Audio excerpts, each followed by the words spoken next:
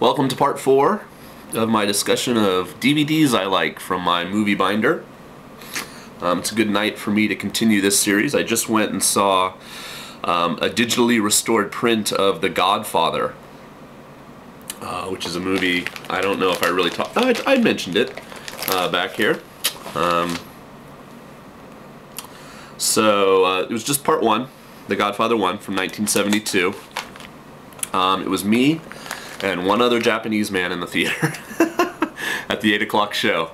It's a Sunday night, and it's a 3-hour movie, but tomorrow is actually a national holiday in Japan. It's Coming of Age Day, but there was just 2 of us. So, there you go. But I really enjoyed it. I hadn't seen it in a while, and the print looked gorgeous, and the theater is amazing. Got great digital projection. I love seeing movies on the big screen. But we're going to talk about movies you can watch on your television. Some of you, I'm sure, have huge televisions. Mine's about 25 inches maybe, so it's not huge, but it's okay. So we left off in the L's. Let's see. I mentioned Leon the Professional when I mentioned La Femme Nikita.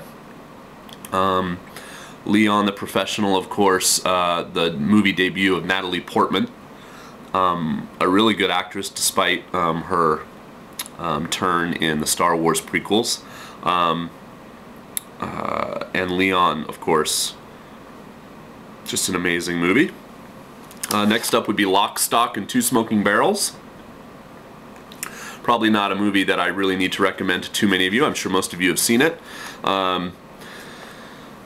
You know, Guy Ritchie. I haven't seen some of his really recent work. I think he had a movie called Revolver, I want to say it was called. I haven't seen that yet. But, you know, I liked Lock, Stock, I liked Snatch. I look forward to his films. But Lock, Stock was really refreshing when it came out. It was definitely very English, but very well put together. Speaking of movies with English people, my next movie to recommend would be The Limey.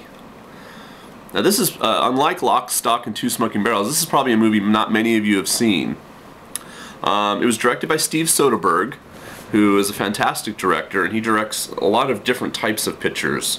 Of course, he's most famous now for the Ocean's 11 movies. But he was an independent director who got his start with a very small movie that got a lot of attention in the 80s called Sex, Lies, and Videotape. And he's gone on to make, you know, just movies, all different kinds of movies, like Traffic versus big budget movies. He even made like a science fiction movie with George Clooney once. But The Limey is the story of a man in England played by an actor named Terence Stamp. And Terence Stamp is probably best known to many of you as the character in Superman 2 named General Zod. Kneel before Zod. And he has, of course, gone on to be in all kinds of things. He's a fantastic actor. He's also very famous for Adventures of Priscilla, Queen of the Desert, and he plays one of the drag queens in that movie.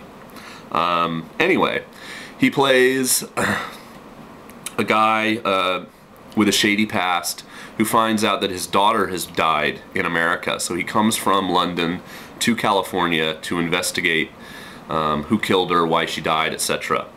And the movie is very interestingly put together, and the dialogue is very staccato. It's like very punctuated, and his accent is incredibly thick. So it's almost one that my roommates used to do this when I would bring home movies like this. They go, "Jason, come on, can we turn on the subtitles?" And they would actually, even though the movie is in English, they would watch it with the English subtitles on so they could understand. But my father actually is kind of from that area of London, and so I grew up hearing that accent. So for me, it was very familiar, and I didn't have a hard time understanding it most of the time. Even I had a hard time a few of the sentences. But what else can I say about The Limey? So it's a little bit of a thriller, but it's more of a drama. It affected me a lot emotionally. I really came to be interested in the plight of this character. And for those of you into DVD extras, the audio commentary between Soderbergh, the director, and a guy named Lem Dobbs, who wrote the screenplay, and also wrote the screenplay for another movie I've recommended earlier called Dark City.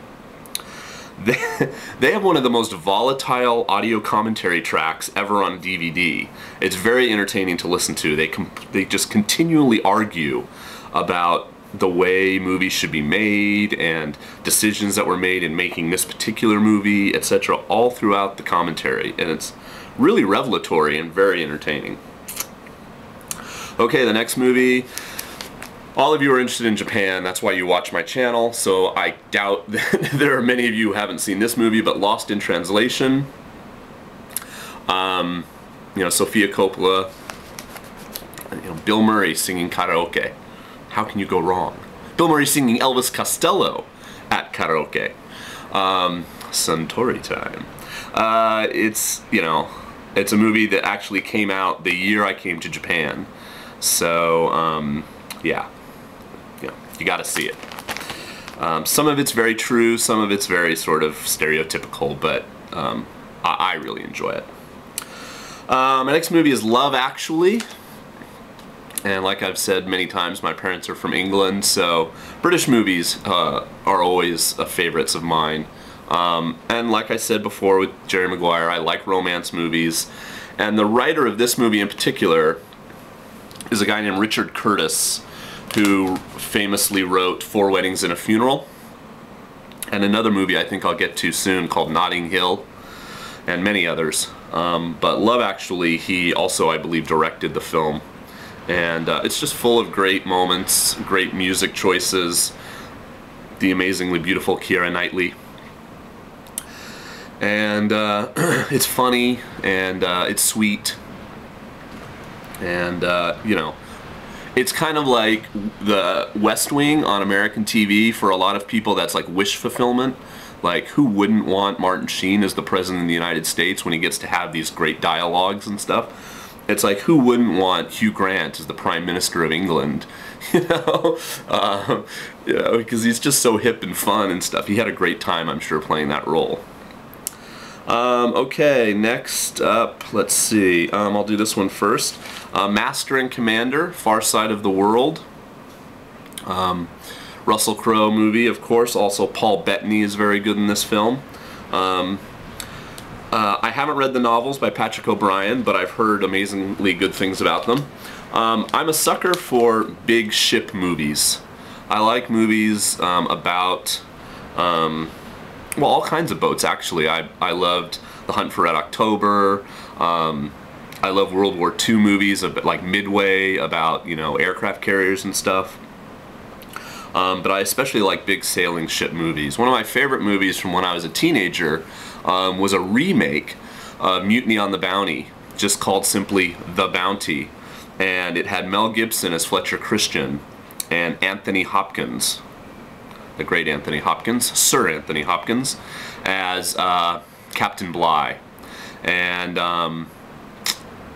you know, that's a great story, and it's been retold many times. And that was directed by an Australian director named Roger Donaldson, who went on to make No Way Out, which is a great movie from the 80s with Kevin Costner, a great political thriller.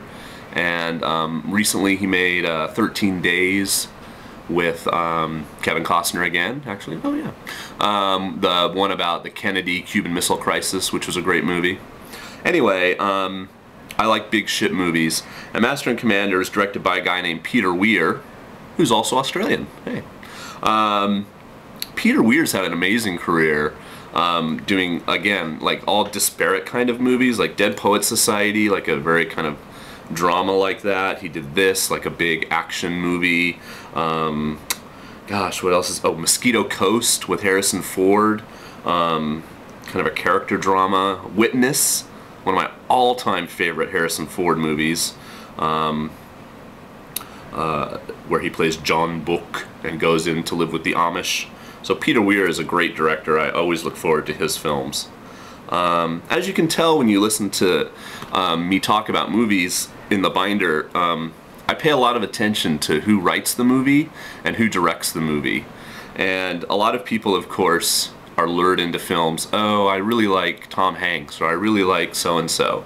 And an actor, of course, can influence your enjoyment of a movie a lot, and great casting is important in anything, but it's like when I pick out comic books to read. If you know the artist and you know the author, you kind of can get a sense of whether they're suited to the material and what to expect. I feel like if I know who the writer is and I know who the director is, you know, sometimes I'm disappointed, of course, if they don't deliver, but oftentimes I'm like, okay, at least I kind of know what I'm getting into when I go see one of their films. Okay, and I didn't really use my stopwatch. I think that's about it for this segment, so we'll keep going through the binder. Thanks for watching.